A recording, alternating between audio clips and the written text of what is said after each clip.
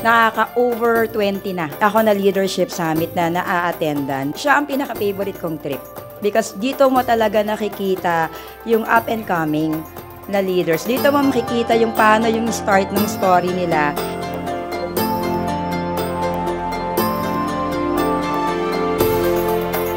Dito yan nag-uumpisa lahat sa Leadership Summit. No, ibang level na kapag tinawag na kayong Leadership Summit qualifiers. Ibig sabihin, may napasama na nurture. Yan ang word for the day, no? Nurture. Actually, Leadership Summit, ang ganda ng title niya eh. We are being called to become leaders. So how are we gonna develop ourselves to become leader? So yan na ngayon yun. Yan na yung tatrabahuhin natin after Leadership Summit. Don't forget, this is not yet the final destination. The most important here, di ba, ay next Leadership Summit sa Dubai, meron kayong mapasama sa downline nyo. Dito mo makikita yung paano yung start ng story nila. And ito talaga yung first step on how you will become the future of what you would like to become.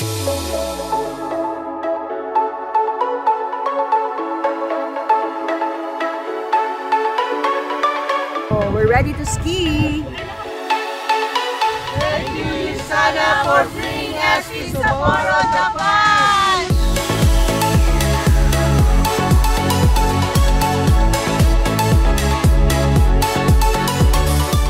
Hindi mawawala yung recognition natin sa isa't isa because we would like to recognize everyone, no, for being a part of our Leadership Summit. Siyempre, pinaghirapan nyo yung 13 weeks ninyo, di ba?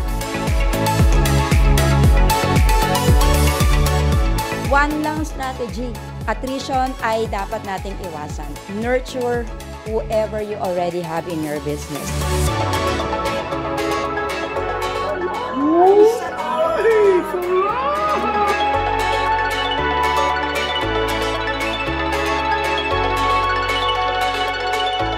Thank you, Yusana, for letting us experience this amazing trip. Grabe, sobrang ganda. We've been to Sapporo, but we haven't experienced this LS experience. So you have to be here next time.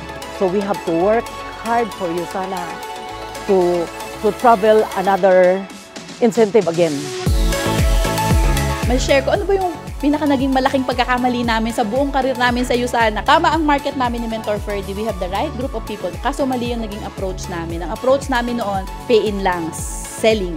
Kaso after that, hindi maganda yung naging nurturing technique namin. So hindi namin nagpaintindi sa kanila ang pagmamahal sa produkto. So puro kami benta, benta, benta, benta.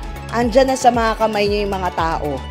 Diba? Kailangan nyo na lang galingan pa in terms of taking care of them, yung malasakit dahil gusto mo silang mabago yung buhay at kumita.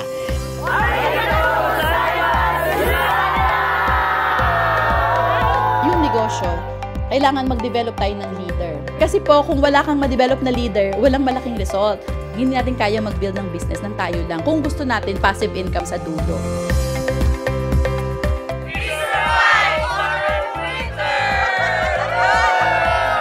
Ang dami kong first time dito sa Sapporo. Nakapag-travel naman ako before, pero iba talaga yung travel ni Yusana eh. Sobrang luxury, tapos alam mo yun, yung feeling talaga na VIP ka. Kakaiba ang travel ng LS. No? Very unique experience in Japan. Actually, second time ko na to, but this is more unique.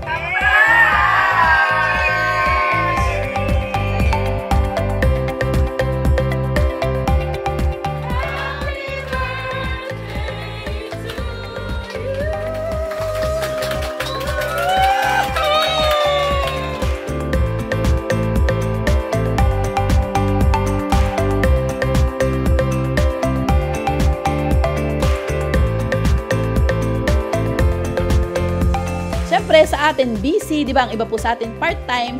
So ang tanong, ano ang Yusana sa buhay natin? Kasi minsan hindi nagmamatch yung expectation dun sa ginagawa nating action. Ang goal natin, nakarating tayo ng LS, itong batch na to, lahat ito magiging Diamond Director.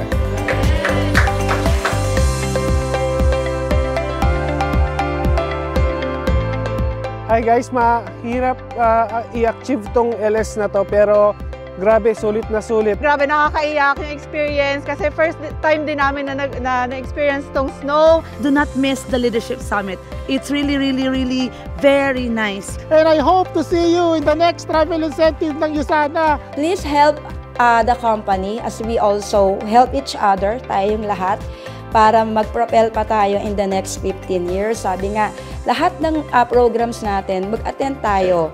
Nagawa na natin yung part natin sa atin, na ilabas na natin yung tool and material, and the rest on you. See you in the next Leadership Summit! You have to be here!